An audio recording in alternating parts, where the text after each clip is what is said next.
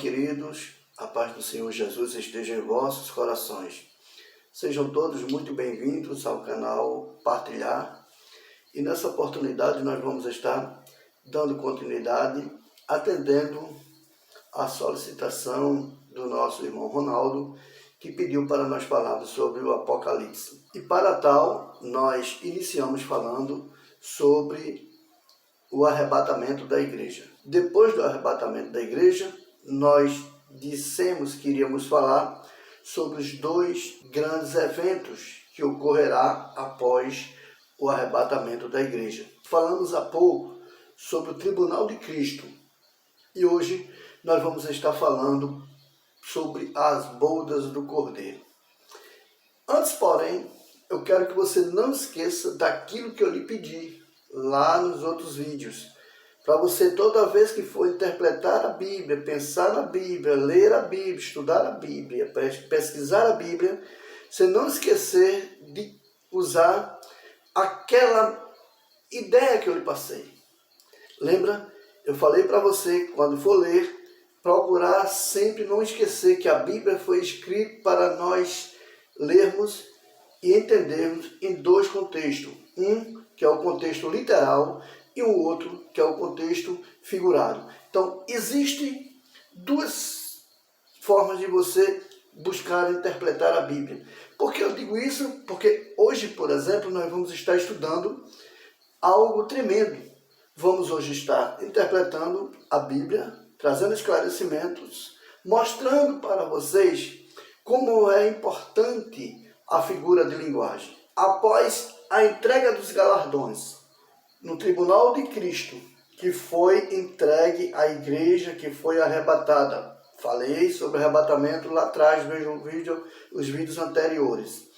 Após a entrega dos galardões no tribunal de Cristo, agora sim, nós vamos estar falando sobre as bodas do Cordeiro. Observe que esses pregadores, teólogos, dizem que quando findar o tribunal de Cristo, dar-se-á início às bodas do Cordeiro. Mas Jesus pegará a sua noiva e levará para um outro lugar, para lá dar início à ceia das bodas do Cordeiro. Isso nós descrevemos porque não tem nenhum respaldo bíblico relacionado a esse assunto. Em todo o Novo Testamento, há uma relação entre Cristo e a igreja como sendo a sua noiva. É uma figura de linguagem que nós vamos precisar trazer para vós alguns textos da palavra de Deus. Observe então, em São Mateus, capítulo 22 e o versículo 2, o reino dos céus é semelhante a um certo rei que celebrou as bodas de seu filho. Alusão a Jesus como sendo o noivo e a igreja como sendo a noiva. Isso se dará porque as bodas estão próximas, bem próximas de nós.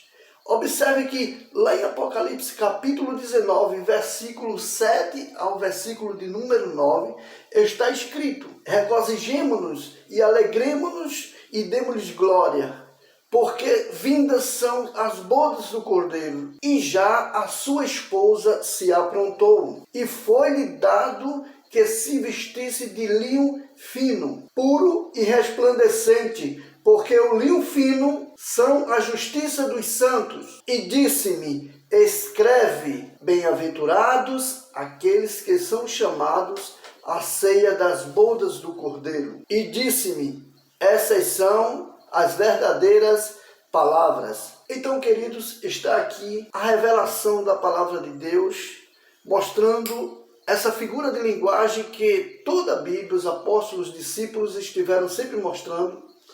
Essa figura de linguagem apresentando o que futuramente há de acontecer. Esse evento tão maravilhoso que está inserido no livro do Apocalipse, como nós lemos, é bem importante, porque tudo isso nós entendemos que os costumes terrenos, as ações terrenas, elas estão interlaçadas, mostrando-nos, apontando-nos para o fim de todas as coisas, e algumas vezes nos leva a esse momento como tão esperado, casamento de Cristo com a igreja. Quando a gente olha para a palavra de Deus, nós vemos que o casamento de Cristo com a igreja será muito diferente com os casamentos dos dias que nós estamos vivendo. Ora, como que o apóstolo São Paulo, os demais discípulos, o próprio Cristo, o próprio Deus, apresenta uma figura de linguagem de um certo casamento, trazendo a figura de como será o casamento de Cristo com a igreja. E agora o Senhor vem me dizer que é muito diferente dos casamentos terrenos. Porque nós poderemos ver alguns pontos importantes. Por exemplo, esse casamento de Cristo com a igreja, sim, será um casamento onde o amor será um amor recíproco e verdadeiro. Segunda diferença que haverá nos casamentos terrenos com as bodas do Cordeiro é que a união de Cristo com a igreja será eterna. E a união terrena, ela é bucólica, passageira e temporária. Observe que um casal se casa, passa 15, 20, 30, 50 anos, logo morre e aí fica o seu cônjuge. O casamento de Cristo com a igreja será eterno. Conforme está escrito, 1 Tessalonicenses, capítulo 4, versículo 17, que diz assim: é bem verdade que esse texto está ligado ao arrebatamento, mas o final dele fala algo muito interessante. Assim diz a palavra do Senhor: assim nós, os que ficarmos vivos, seremos arrebatados juntamente com eles, a encontrar o Senhor nos ares. E a parte final que eu falei para vocês diz assim: estaremos com o Senhor para sempre. Então, o casamento do Senhor com a igreja será para sempre. Queridos, como será a celebração das bodas do Cordeiro? Você vai fazer essa pergunta e haverá pessoas que procurarão lhe explicar, mas não existe explicação. A verdade é essa.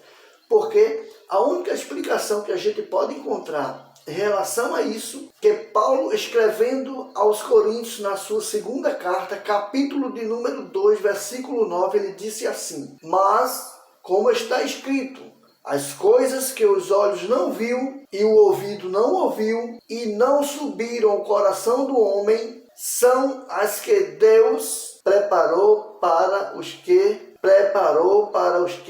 os amam. Esse texto, ele nos faz entender como será a ceia das bodas do Cordeiro. Queridos, há muitas especulações. Poucos são os textos que falam sobre isso. Observe que lá no Apocalipse capítulo 19, versículo de número 7 até o versículo de número 9, nos diz assim a palavra do Senhor: regozijemo-nos e alegremo-nos no Senhor. Haverá uma alegria constante. Isso nós temos certeza. Muita adoração e muita glória. E como sabemos, a igreja estará pronta. Queridos, falar sobre a boda do Cordeiro é muito simples. Agora, o caldo vai engrossar a partir do próximo vídeo, porque nós vamos estar precisando explicar a questão das 70 semanas de Daniel, para você entender o processo de grande tribulação. Vamos estar possivelmente trazendo uma continuidade deste assunto. Antes, porém, eu quero deixar aqui entreaberto para você que é seguidor, para você que está acompanhando os nossos vídeos, tá? Então, nós vamos estar dando uma pausa nesta série de vídeo e vamos possivelmente retomar, trazendo para vós a questão das 70 semanas e também neste processo de grande tribulação que nós vamos estar falando. Deixa eu te dizer, mais de 50% do livro do Apocalipse está interligado a esse acontecimento. Algumas pessoas dizem que esse será o maior acontecimento na Terra Eu diria que não. O maior acontecimento na terra será o arrebatamento da igreja, porque a palavra de Deus diz que pegará muitas pessoas de surpresa, desavisados. Por isso, não se esqueça, amigo, independente da sua religião, independente do seu credo, não precisa você se prender à denominação, mas procure entregar a sua vida para Cristo. Entregar a sua vida a Cristo compete dizer que, independente da religião que você tenha, entregue o seu coração a Cristo. Se Ele te quiser nessa religião, Ele te deixa. Mas se Ele não quiser você nessa religião, Ele tem poder supremo para te arrancar dela. Tá certo? Então, procure entregar a sua vida para Cristo. Essa oportunidade você saberá que será única, singular, só você pode fazer. Deus te abençoe em Cristo Jesus. Amém.